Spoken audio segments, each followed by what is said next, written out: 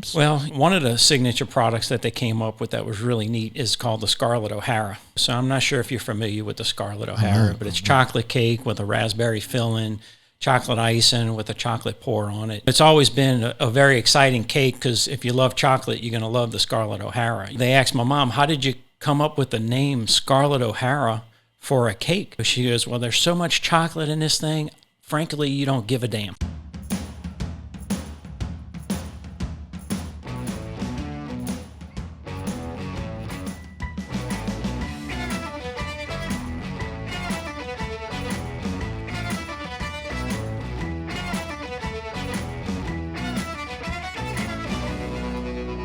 We would like to thank our title sponsor, B1 Bank. B1 Bank knows that entrepreneurs like you are always thinking one step ahead. So you need banking solutions that can keep up. It begins with lending. Does your business need working capital or financing for new equipment? How about a real estate or a construction loan?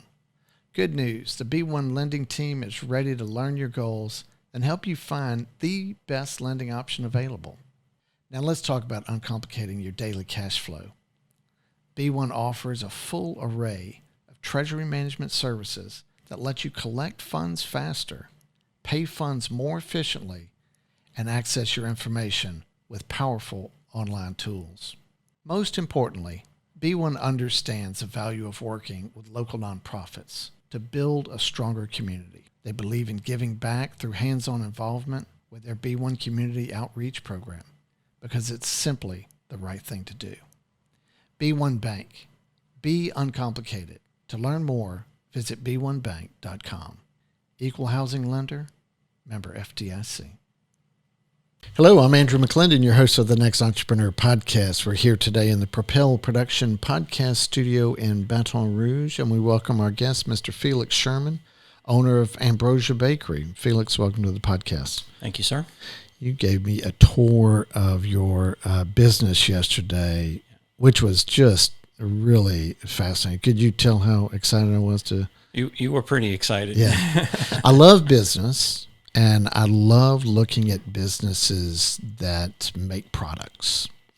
And it reminded me of, we did a tour of Vivid Ink, Stephen St. Cyr, episode 61, in the printing business. Much like yours, front of house, you walk in and you would, engage with someone, buy product, order product. But when you go to back of house and you see how things are made, and there are similarities, although you're in the bakery and business and he's in the printing business, of the processes, So I really am fascinated with seeing what all it takes, how entrepreneurs like yourself have to figure out so many things to make it all come to life. So thank you for that. I really, really enjoyed that. Seeing where the magic happens is completely fascinating to me.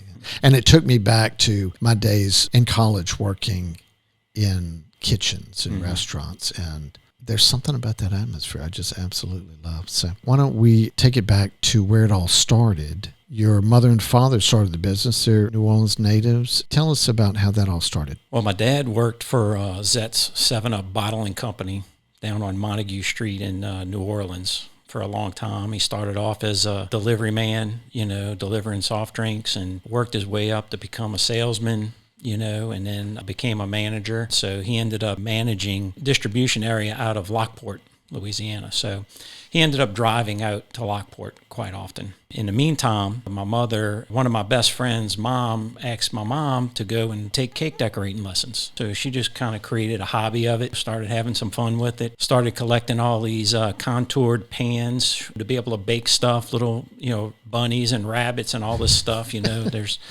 We have hundreds of them in the bakery in the attic, believe it or not, still. I was thinking about that. You told me that yesterday, and I was thinking, one day those are going to have some real value to them.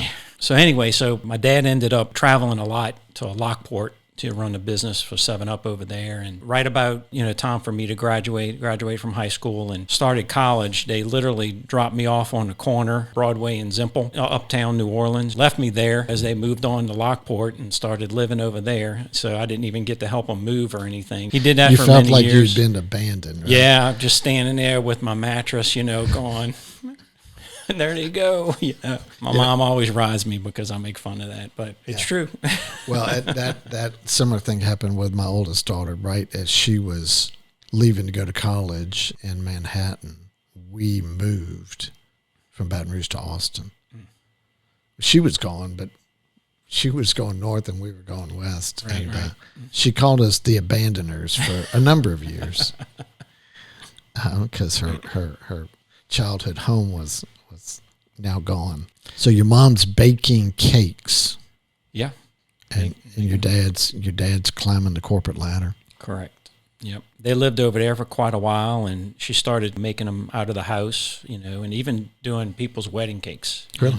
At the time, there was no cottage law. Somebody evidently found out about what she was doing, and then the Board of Health came knocking on the door saying, you can't do this out of your home. You don't have a triple sink. You're not legit. So she said, well, if I can't beat them, I might as well join them. So she actually got a job working at a local bakery in Houma. Oh, wow. Did that for quite a while as my dad continued working. I've got two younger brothers, so it's actually my parents own the business. Me and my three brothers are part of the business. My middle brother actually graduated from Vanderbilt High School out of Baton Rouge. Actually out of Houma, I'm sorry. Yeah. My dad continued working, and they said, done such a good job. He won awards like crazy, trophies all over the place and plaques and you name it. Very successful in doing what he did. Very good friends with the owners of 7-Up in New Orleans and so forth. And he ended up getting transferred over to Baton Rouge. They said, you did such a good job in Houma, Lockport, taking care of the whole Gulf South region for distribution of 7-Up products. Why don't you go do the same thing and help out in Baton Rouge? At the time, Baton Rouge had a distribution point to do it, and he did that for about 6 months. Moved the whole family over there. My mom was still making cakes out of the house, which she loved to do. 6 months later, they demoted him. He worked for them for 27 and a half years. Yeah. And then just left them hanging to dry. It really was like, what do you do now? Yeah.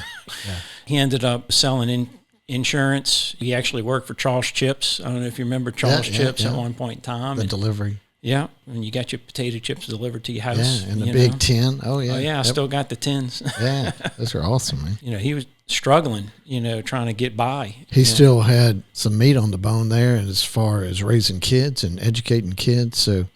Yeah. He had to make something happen, right? Yeah. My brother had graduated from high school and he started going to college, and then my youngest brother was here in Baton Rouge now, so he needed to start high school. So they chose for him to go to Catholic High. Very successful doing what he did. In the meantime, they said, we just need to open up a bakery. And they're like, what? It's like, I don't know anything about owning a bakery, making stuff or products and whatnot. And so they opened up this little small shop. It was less than 1,000 square feet right there on the corner of Perkins and right next to the Pink Umbrella. For those that have been around, they know where the Pink Umbrella is, and so forth. And, I got pictures of them unloading equipment. My wife and I came and helped them clean. It was an old pepperoni shop, and there was grease on everything, everywhere. We were on the floor, scrubbing the floors. Had an old pizza oven, so their official first oven was a pizza oven. Had the hood and everything over it. And my dad's office was this tiny little hole in the wall. In fact, you had to walk past the water heater, which had more graffiti than a New York subway on it, to be able to squeeze next to his little desk where he did all of his work and everything. And so your mother had the practical baking experience, initially self-taught, and then working in the bakery in Houma. But your dad's this kind of corporate guy, but he knew a P&L statement, and he knew how to make money. And so I was thinking about that after we talked yesterday, that he didn't know anything about baking. No. Right? But he knew about business. He knew about production. And so it seems like the two obviously made a good team. Yeah, sure enough. So what was the trajectory taken off, for the business? Well, they finally opened up the business, didn't really have anything to sell.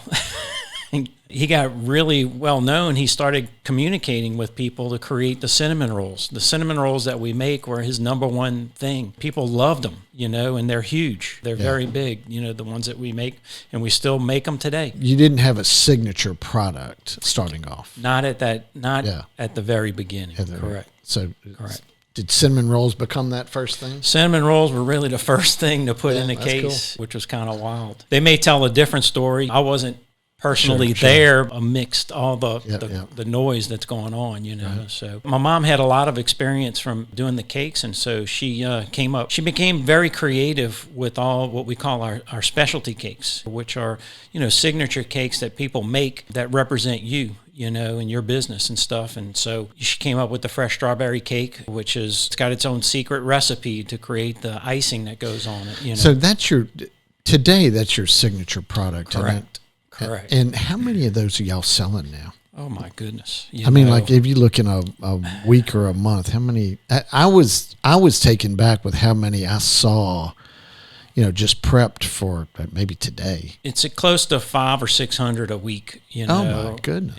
In all different sizes. I mean, there's not a day that goes by that we're not moving 400 plus cakes a day in and out the store. That's amazing. It's pretty wild. Business starts to grow, and I know they expand a couple of times. Well, one of the signature products that they came up with that was really neat is called the Scarlet O'Hara. So I'm not sure if you're familiar with the Scarlet O'Hara, but it's chocolate cake with a raspberry filling, chocolate icing with a chocolate pour on it. It's always been a very exciting cake because if you love chocolate, you're going to love the Scarlet O'Hara. They asked my mom, how did you come up with the name Scarlet O'Hara for a cake? She goes, well, there's so much chocolate in this thing, frankly, you don't give a damn. So it kind of dates us on that, but it goes back to the movie, which was a lot of fun. You know? Yeah, that's cool. Y'all expanded and grew a few times over the decades, right? Yeah. How long have you been in your current location? If you remember Hurricane Gustav, it was that weekend, 2008, that we actually moved into the current location. Which was a pretty wild ride, moving from the other location on Perkins that we had. My parents had bought the corner property over there on, I forget the name of the corner, but it's on Perkins Road. Expanded that over 1,000 square feet. It was a 4,000 square foot building by the time it got done. And from there, we moved over to the location where we're at right now. Yeah, not trying to jump over all that progress, but to grow a business and to expand the number of times that you did. You know, when you look back at success stories of businesses, that's what it looks like, right? And that's exactly what y'all were doing. Mm-hmm. Started out small, under 1,000 feet, and you grew and expanded and grew. And today your facility's, what, 8,000 or 9,000 feet? 8,500 on the floor. So much going on in there. Yes. The other thing is I look at your business and I kind of look at like different elements of it. So you have this, what I would call a bakery side of it, right? And we'll talk about these, but you then have a bridal business, right? Wedding cakes. Correct.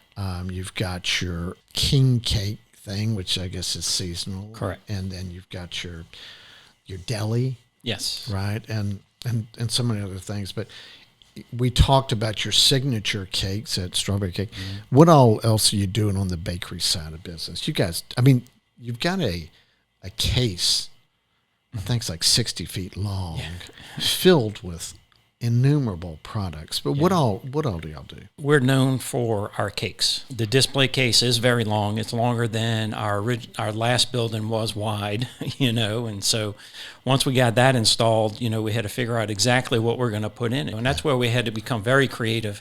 And then we have to do it every day. Yeah, the thought of filling it day after day after day. Yeah.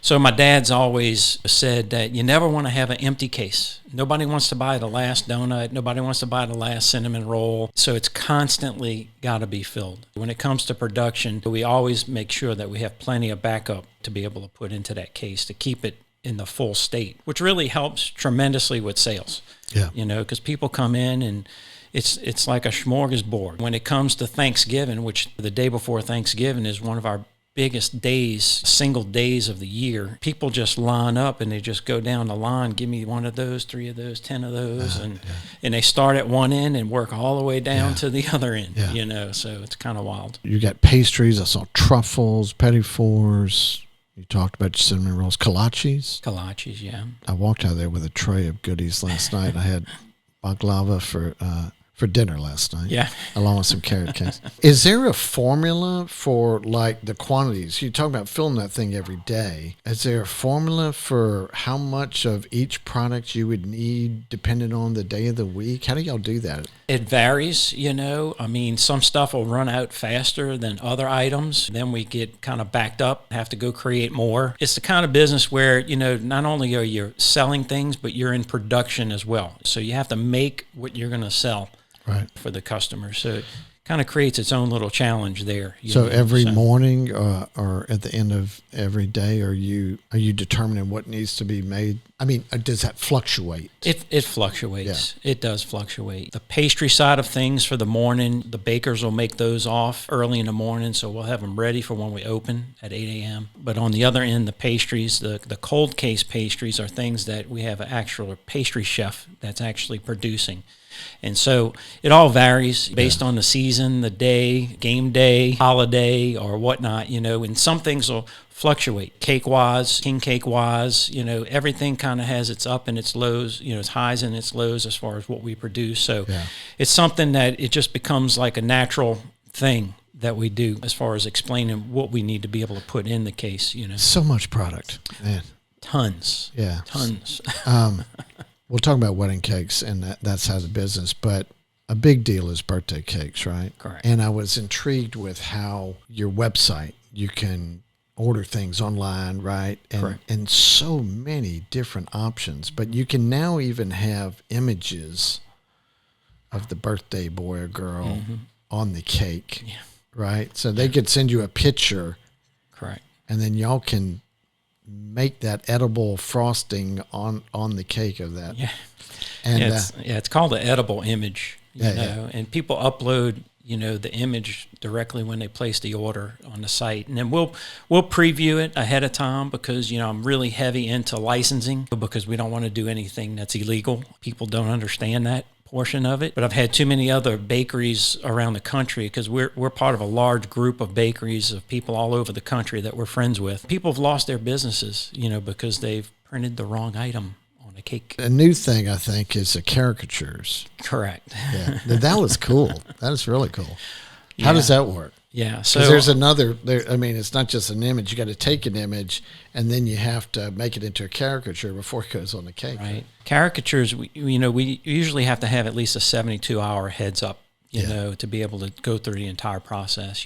So I met a young man actually that lives in Yugoslavia. His name's Milan. He and I communicate via Facebook Messenger and email almost every day because I'll actually receive these images. And the biggest thing is that, he wants to get an image that's actually the face is very clear, the eyes are very clear, because he'll take that image and reproduce it.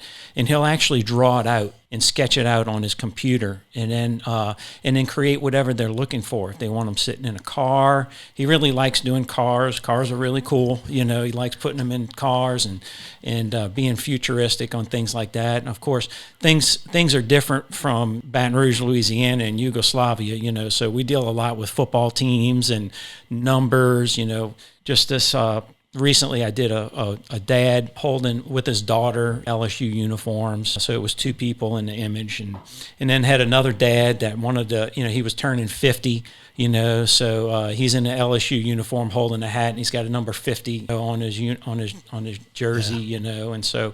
And people love it. And so then I'll take all that information, submit it to him. He'll return it to me, and then we'll print it out on our rice paper. And then the cool thing is that I can actually take the image and then send it to the customer. So they actually have it. And if they want to get it enlarged and make a picture, he loves that. The biggest thing is seeing people's faces when they walk into the building and are picking up a cake, And so we've been doing this for so long that we've got repeat birthdays coming for kids, where they love coming back and getting a new image of their kid and so forth. And so I've taken advantage of it. I've had him actually create portraits of my daughter's wedding, showing her journey from my young middle daughter her name's Alyssa, and she actually lives in California. So she moved from Baton Rouge to California and drew this incredible portrait that I have of her entire journey going from Baton Rouge with the Golden Gate Bridge and pictures of her and her husband and, their dog. And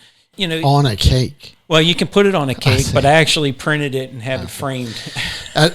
Back on the caricatures, it's really fascinating that you're going to, halfway around the world to get an artist to do the caricature, get it back. Because all that has to be timely, right? I mean, you need 3 days notice, but when someone's ordering cake, they usually want it, in a short period of time. Yeah. So that's really cool. Well, he works real hard to make sure we don't let anybody down. So. Well, and the price that you told me, it was, when you consider all those steps involved, seemed extremely reasonable. Hannis T. Bourgeois provides accounting services, litigation support, as well as tax and assurance services to companies and individuals throughout the region.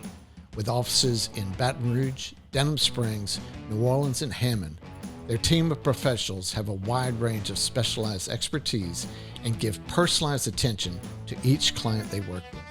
HTB serves all types of business structures, including corporations, private businesses, startups, individuals, and more. So call them today to learn how they can help you. Reach out to them by phone or learn more at their website, www.htbcpa.com.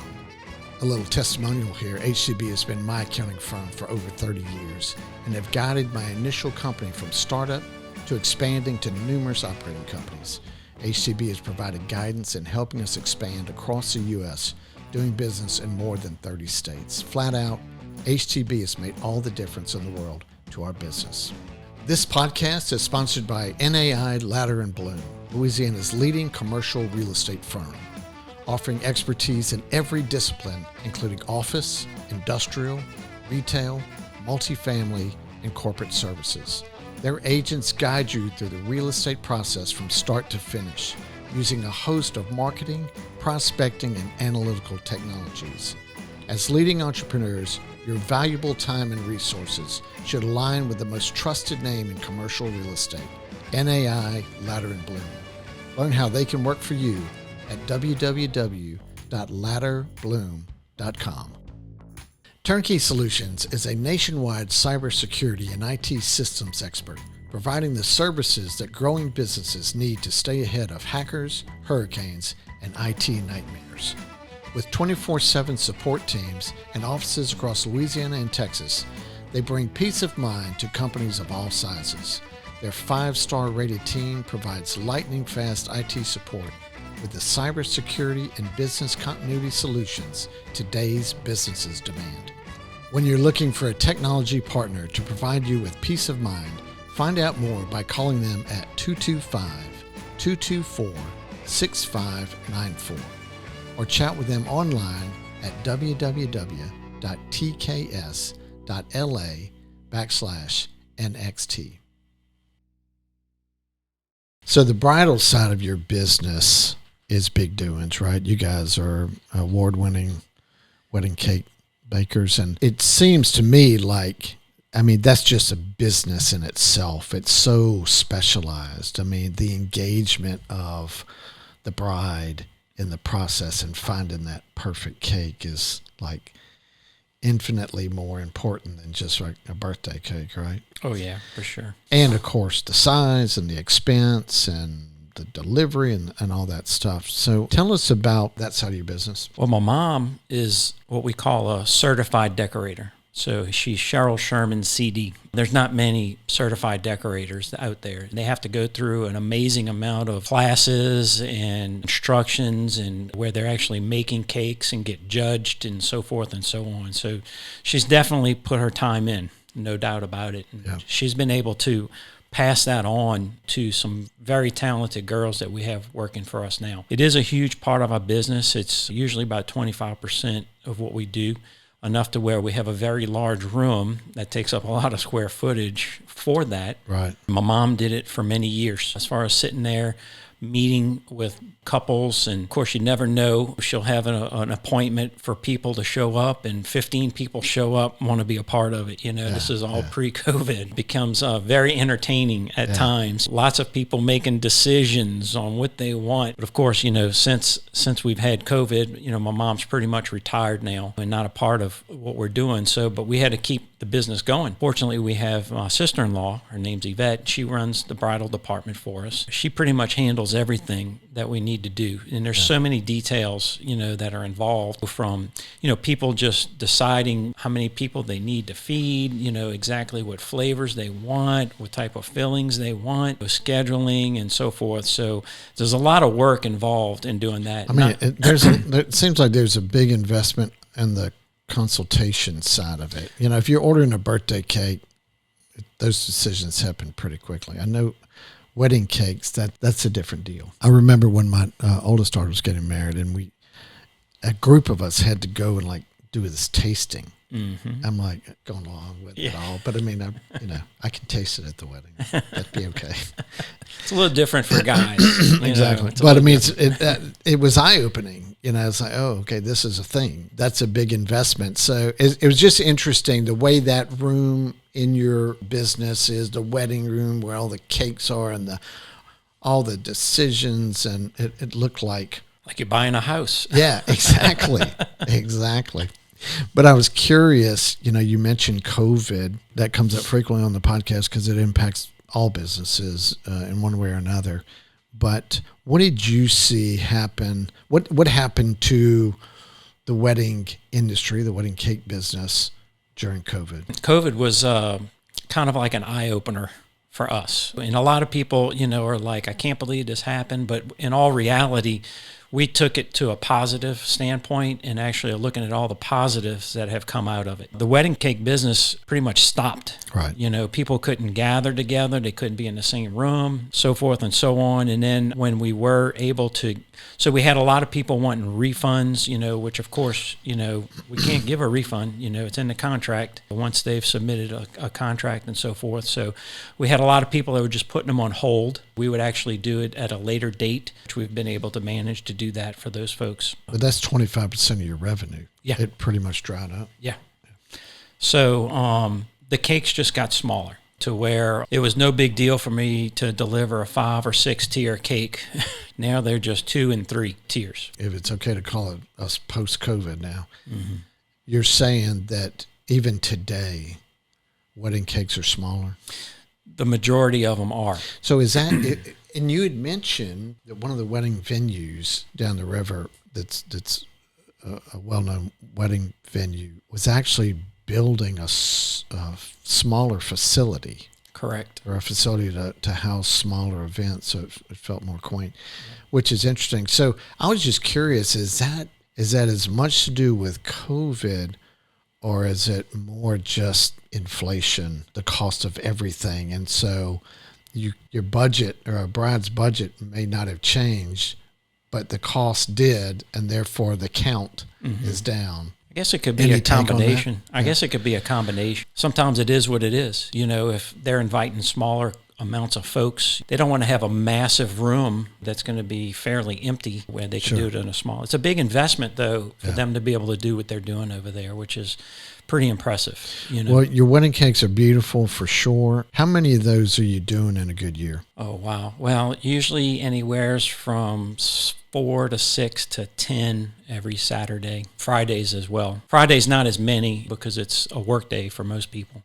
Yeah. And then every now and then we have them on a Sunday. Some people catch it on a Sunday. Yeah, wow. So let's talk about another part of your business, king cakes. Yes. That's a big deal. You guys are the king of the king cakes, right? I mean, you guys are really, how many of those are y'all making in a good year? Oh, 20 to 30,000. 20 to 30,000. Yeah. We talked about something yesterday, but I found really interesting. I was asking you about employee counts, and tell me where you're at with that.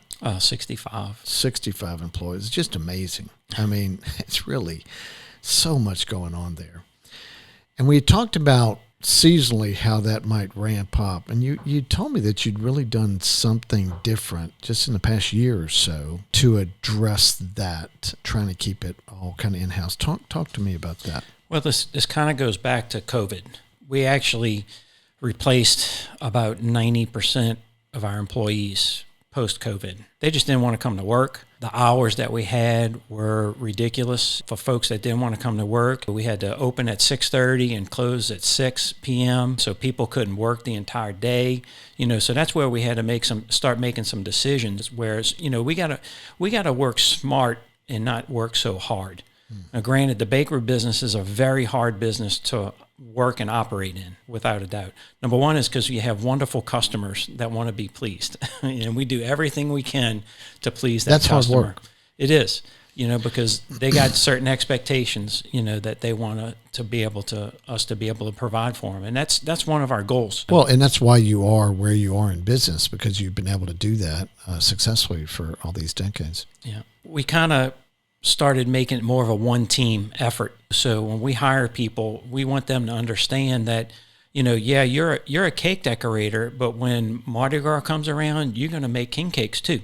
Yeah. And the same thing, for the other departments. So everybody works and helps each other throughout the entire team, which works out to everybody's favor, and everybody's happy doing it, and that's the exciting thing is that people come to work, they're excited to be there. They're excited to be a part of a team that's doing something together. And if they don't want to lose hours because they want to get paid for their time there, well, you need to go and do this over here and work in this department and become good at everything you possibly can. I mean, that's what we have to do. We have to be good at all aspects. Like, you got to wear many different hats. Yeah, I love that. We certainly subscribe to that theory at our work. But it's really interesting that I think what I'm hearing you say is coming out of COVID, as there were so many people that initially, maybe had to stay home, but getting them back, everyone dealt with that issue. I mean, yeah. That's universal. Yeah. Right. So that was your time to reinvent. Correct. Right. Did I understand you correctly to say that you're now, because of that one team new managerial style where everyone, wears multiple hats throughout a day, and you can tackle those projects, that even during king cake season, you're now able to keep up with that demand in one shift? Correct. Yep. That is unbelievable. But all the previous years and decades, you guys were ramping up and double shifting to meet that production previously. Well, that plus we would hire a lot of extras to come work in the evening time, right. To help be able to make those cakes and so forth, king cakes and so forth, which brought its own challenges as well. Last year, we were able to do that with the one team, me and my brother, all of us, we're all in there making king cakes. And you know what, when everybody gets together and works as a team, you can knock out 300 or 400 or 500 king cakes in no time. Whereas if you got to wait for this team to show up and they just work at night and this is all that they do, it seems like it takes them an entire shift to be able to do what they do, whereas together we can knock it out a whole lot quicker. So a lot of people, we have to teach them and train them. We have a special way that we make king cakes. We're traditional. We're from New Orleans, Right. So we're traditional when it comes to king cakes. They're all braided. They all get a king cake baby on the inside. There's certain things that we go by. A lot of people like to become creative, become the best known next new king cake or whatever, and it's like, it is what it is, I mean, this is what we can do, and we can only do so many. Yeah, but you guys are, you've done so many. I mean, you've got like, how many different kind of fillings that you're doing in your cakes? Well, yeah, there's a lot of attributes. There's a lot of options. Even when it comes to doing a cake, there's a ton of options to be able to choose, which makes it nice because then people can get exactly what they want to do. Yeah. What makes a good king cake? You got to come get one from Ambrosia Bakery. Yeah. Well, I'm sure I've had plenty of them throughout the years, sure. It's the brioche dough that we use. It's the TLC that everyone's handmade by somebody that has to make it and then has to bake it and has to ice it, put it in a box. I had a custom design a box, just so it comes across being something special and it comes from us versus, a generic box that's out there. Fantastic. A lot of times we end up having to use generic boxes because we'll run out of them. Supply chain. Yeah. But, so what is, how many are you guys shipping a year? Usually around 2,000 to 3,000, each year. So that's an operation in itself. Yeah, that is. Well, we had to come up with something unique several years ago. We just decided not to decorate our king cakes prior to shipping. So they're all what we call, in fact, I've actually, have the name for it. It's actually a Mardi Gras king cake kit. you know. And so it's undecorated, which creates its own little story because now people can actually order their king cake. The king cake is shrink wrapped in its own individual board and whatever flavor that they want, and then it comes individually packaged with an icing bag as well as the different sugars, and all that goes in the kit. And so people get to enjoy decorating their own king cake. And so now it goes crazy on social media. People get to post pictures, and it's amazing how different people do it, depending on what part of the country that they're from. Oh, that's they all get decorated. Even though we send them a picture, they see what ours look like. Yeah. It allows them to actually become a part of it. Yeah, but that's just kind of the side effect of what happens. But you're doing that because that's how the product is going to be best served, right? Correct. Because if the icing stays on there for too long, it tends to get a little soggy. That's a big business, right? Yeah. How long is the king cake season? Sometimes it's too long. I mean, it seems like it's growing. Yeah. Yeah. It depends on the year because we sell king cakes year round. However, the tradition is that the day of Epiphany, which is January 6th, all the way up until Ash Wednesday, which is the Tuesday or the Monday before Mardi Gras. Ash Wednesday's on Wednesday. And so usually that's the end of the season. But not everybody gets their king cake fit in there, Phil. Yeah. They'll tend to order them year round, from us. And we'll make them year round and we'll ship them. No kidding. So... Okay, let's talk real quick about another part of your business, the deli, where you're doing breakfasts and lunches. And tell us about that side of your business. My parents had a little small deli at the last location that we had, and it was a little small box. We had chicken salad, tuna salad, and some cold sandwiches and such. Just in a case. Yeah, it was just a little case. You open up the drawer and somebody will turn around and have to make a sandwich for you. Right. It was very small. And so, Dad and I talked about it, and I said, we really should open up a bigger restaurant appeal for folks, something a little bit more. And even if we just broke even every day, it just gives people reason to come to the bakery and maybe see something else that they would like to purchase. Walk out with dessert. Correct. It's become very busy, and at times the building's built by a hood and a stove that fits in this one certain area, and it gets to a point where you can't expand it anymore, and so you can only cook so much at one point in time each day. It's to the point where, I've got it set up to where people can order from our website, schedule something to get picked up at the shop in advance, or they can call in an order and place an order there. But we had to start limiting the menu, so that these guys can work more efficiently in the back of the house. Our breakfast goes until 10 a.m., and then from there we'll start lunch after that. And we close at normally 2:30 for the deli. It's a smaller deli that allows people to come in, and people love coming and getting breakfast on the weekends, and the place will be packed out. The line will be to the door trying to take orders for folks, and people love to just come and sit down and have, a good hearty breakfast. It's such a fascinating business. I really, really enjoyed learning more about it. We had talked yesterday about online ordering, and you said that you had started that about 19 or 20 years ago. Yeah. That wasn't really a thing back then. No, actually, we came up with an idea of ordering online for in-store pickup, which nobody else was doing, which was kind of wild because we're dealing with cakes. Right. So you can't order a cake and it be ready, in 30 minutes. Yeah, it just doesn't work that way. So we had to come up with a way to be able to have somebody order a cake and then come in store and pick it up. The wild part is our website's ambrosiabakery.com. Well, there's other Ambrosias around the country. Right. San Francisco's. They constantly order from our website. And schedule a time to pick it up, and so those will kind of poke through, and we'll see it come up, and it's like, we're going to have to call these people because they're in Connecticut, and they're not going to make it here for 11 o'clock on Saturday unless they are. Oh, I'm so sorry, I ordered from the wrong website. So that happens quite often. So I had to come up with an idea, talk to my developer. I said, look, I need to somehow make it to where when people look at the site, they realize that we are in Louisiana. So there's a little image of Louisiana fan and a star on Baton Rouge. So at least and it doesn't go away. It stays on every page.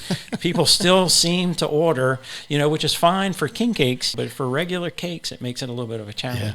But we created this opportunity for people to order online. And I was at a chamber event, and there was a guy from the Advocate that was there, and he says, man, I need to come and do a story on this, So came in the shop. I'm in a little office, was a little bit bigger than my dad's office used to be, next to the water heater, and came and sat there and took pictures and everything. And next thing you know, it's on the cover of the business section of the Advocate. My picture's this big, And that's when I realized that my schnauzer was as big as it is right now. I'm like, oh my gosh, don't take my picture from the side.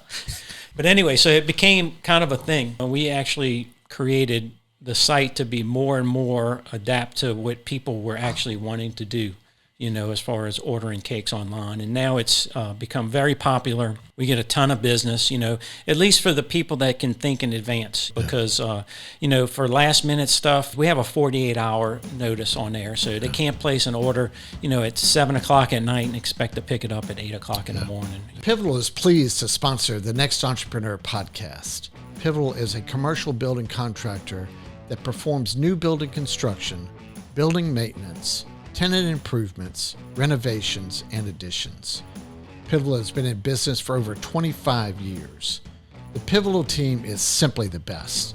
They have an impeccable safety record, and they crush schedules.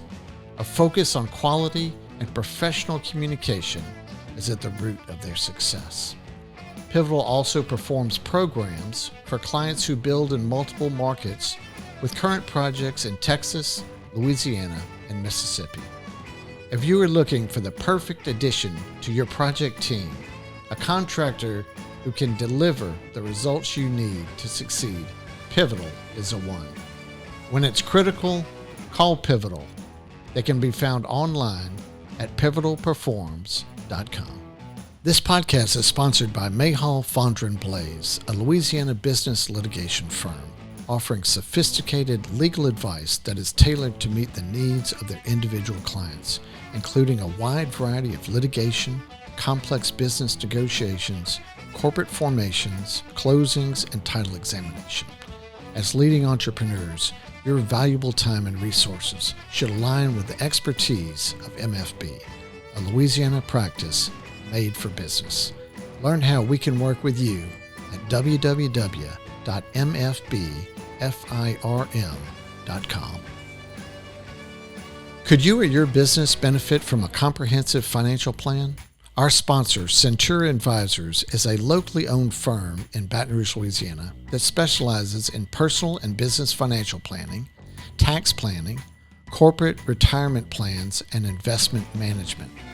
We provide an all-in-one wealth management service so busy business owners like you can take back your valuable time. Visit www.centura-advisors.com to learn more.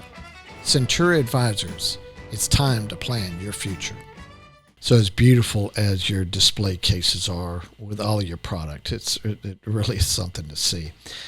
I love the back of house, as I mentioned, but I knew that you had a serious business when I realized that you have a forklift in your warehouse space attached to your back house.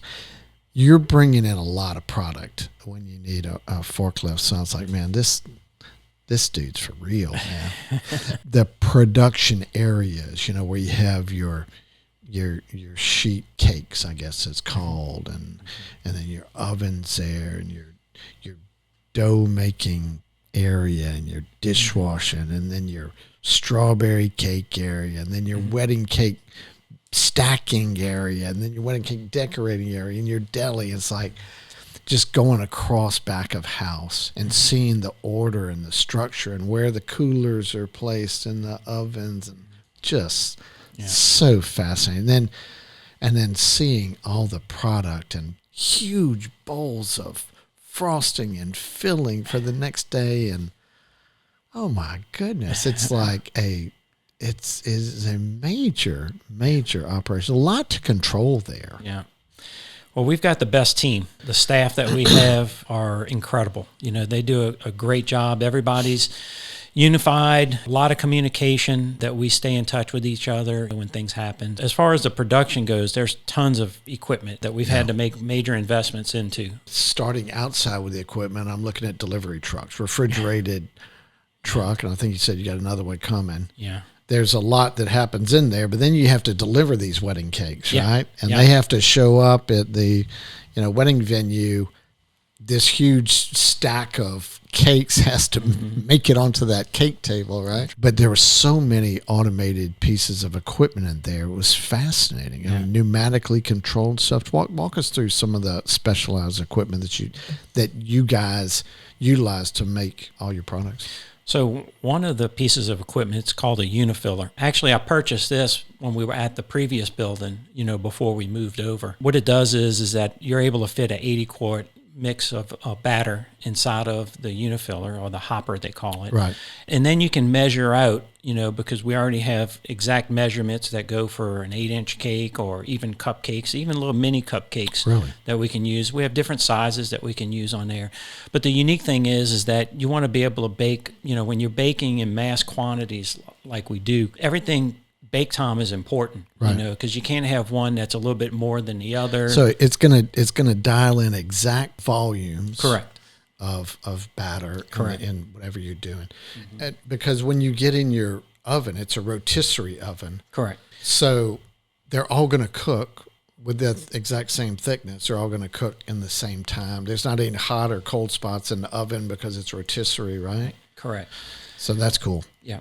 So that allows you to have even bake time, and they all get, so that when you're pulling them out, you're pulling out, an entire 15 pans at a time. Basically, you'll check one or two, and then the other ones will be done as well. Makes a big difference. Originally, one of the bakers that we had there was a phenomenal guy, and he was in the Navy, worked on ships. We used to put the 80-quart bowl on the table, and then he would put it into each pan, and he was so precise on what he did. These new guys, they don't even know how to do it. The unifiller's not working. What are we going to do? Oh my God, what are we going to do? Yeah. Let me show you how we used to do it. Got to get it fixed and repaired and get things back into service. So you have pneumatically controlled slicers. So is that what that is? Yeah, so we bought, it's called Food Tools, and it allows us to cut, because in the past we used to use this, it had like 6 rollers on it, and you can kind of score it, but you would cut, and you would take your knife and you think you're going straight, but you're actually cutting like this or like this, and then everything's like this and crooked and so forth. But this particular Food Tools equipment allows us to adjust it to whatever size that we need to, cut cake squares, pedophores, brownies, chest squares, and everything. And everything's uniformed in the same size, So. Yeah. And then what do you call that thing that's on a little conveyor belt? And that's a new piece of equipment called an enrober, which allows us to actually cover our pedophores in a lot more efficient amount of time. So your pedophores are rolling on the little conveyor belt, which is kind of a wire kind of thing, and then the, what would you call it, the frosting or the icing, the pedophore icings. Yeah, and it distributes it over and then catches all the the stuff and circulates it back down. So it's like a production machine, right? Yeah, it's pretty awesome. So originally we would do maybe a couple hundred pedophores in a day, and that's one person pouring pedophores, have to reheat it in a microwave, go back, do it again, and reheat it and so forth. Whereas now what we're doing is that we can actually do, 12 to 1,500 in just a 3-hour time frame, so it's become very efficient for us to be able to do that. Yeah, so much thought has been put into maximizing efficiency. When you look at the equipment that's automated to, the one team management philosophy, I mean, you guys are taking a business and making it as efficient as possible. But that's why you're here today. That's why you're a success, is it's that constant pursuit of efficiency, right? My parents have taught me well. Yeah. Your parents are now retired. right? Yep. Your wife works in the business? Yes. Walk us through who all in the family's in business. It's me and my brother are pretty much co-owner operators right now. My wife is doing pretty much the HR department. She's doing all the hiring, the prospecting for employees and so forth. And that's a job. It is. We actually created a portion of our website, to where people can actually submit online, and we use a program called Indeed to find folks, and we look for specific qualifications. If we can find somebody that's already qualified, all the better. A lot of times we got to teach and train exactly what they need to do. So when you look in the day of a life of a baker, I mean, these guys are well known for starting early. What does that look like today? So, post-COVID, we changed our hours to just 8 to 5. And mainly because we had to manage the people that are actually there, as far as the time frame that they're allowed to be there, to get in their hours of operation, to work with us and not have too much overtime and overlapping and so forth, which becomes a real challenge, especially when you're limited to the amount of employees that can actually come and work. But your bakers, they're starting early? Oh, yeah. They get there 2, 3 o'clock in the morning and like to get, everything up and going fast, so that we can have everything done and ready by the time we open for 8 o'clock. Yeah. So when you're filling those positions, that's somewhat unusual position to fill. I mean, hours wise. I think bakers are just different. They love getting up early and they like leaving early. Yeah. So, but we're all look. I can totally see where the appeal to that for the bakers that do that. I mean, and working in that space, there's something really special about that. Yeah. I think there's more family, right? Your daughter's helping out? Yeah, actually, my sister-in-law, she runs the bridal department, right. And we have our production manager. She's actually not part of the family, but she's actually helping Yvette in the bridal room as well. My daughter, Alyssa, lives in California. However, she's a crucial part of this Team One aspect that we actually use and incorporate. Really? So she's very much behind all that.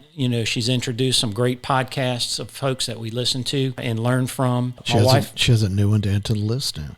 That's right. My wife and I pretty much watch Shark Tank every single night, whether we've seen it 100 times or if it's a new show. We're always into that type of atmosphere of learning from people. My brother is a co-owner with me as well, and him and his son is our head baker right now. I think I introduced you to him, Logan. My other daughter actually is helping out now with social media, and she's really on top of everything and does a whole new perspective. Was able to take it off of my plate and has absorbed that and plays that role very well for us, and seeing tremendous responses from that as well too. A business that has 65 employees, puts out as much product as you guys do, is a major operation. It was fascinating to learn about it. Just curious, as your business that your parents started all those years ago has grown and expanded and continued to expand, do you see expansion beyond this location? Have you and your family considered other markets or anything of the sort?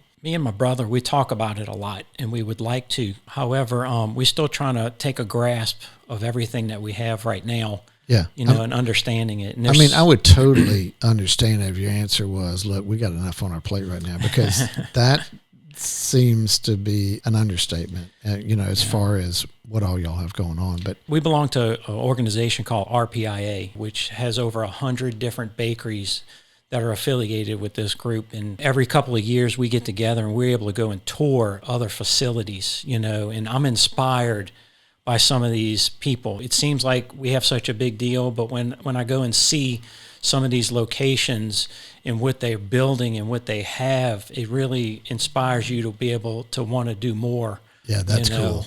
And it's a lot to involve with. Like for example, we could do more in the wedding department than the 25%, but I'm limited by the one vehicle that I have to be able to deliver cakes, Right. because I can only be in one location at one time, Right. and I got to go from this one to this one and that one to the next one, and so forth.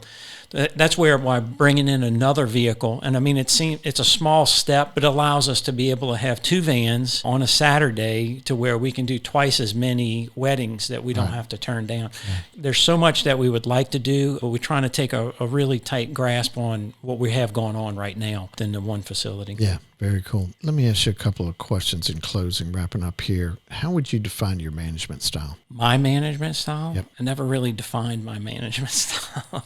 When I wrote that question, when I thought about it, I considered that might be your answer for the reason that I just see you in there doing, right? And just leading by example, if nothing else. But just curious if you had pondered that. We always just do the best that we can possibly do. I was a Boy Scout, do unto others, as they'd have to do to you, I mean, it just goes on and on. I mean, all these things that I've learned over the years, myself playing sports, being a part of the Boy Scouts as a kid growing up, trying to do the best that we could possibly do and treat others correctly with respect so that they'll have respect for you as well. Yeah. And you can sense that. What would you say, if you had to boil it down, that you learned about business from your mother and the same for your father? They're the best that you could ask for.